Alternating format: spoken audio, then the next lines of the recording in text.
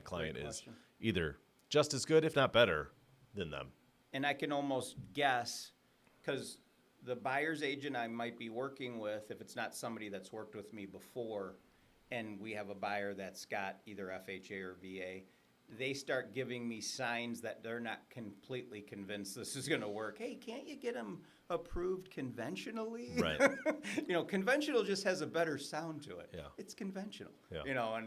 And I'm like, I gave them the options. They picked what they want, but in this case, maybe they had to go FHA because their debt to income was 56.9%.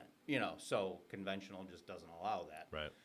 Or, do you want them to spend less? I can maybe get them done conventionally. We can try that route if they spend less, but that's usually not a good strategy in today's Right. priced market Right. because it's so high. But,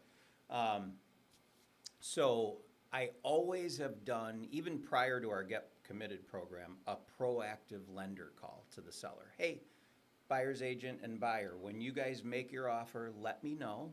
When it's all over there, I'll wait a half hour, call, make sure they've seen the offer, and just give them a proactive lender call, just assuring them this is a great buyer.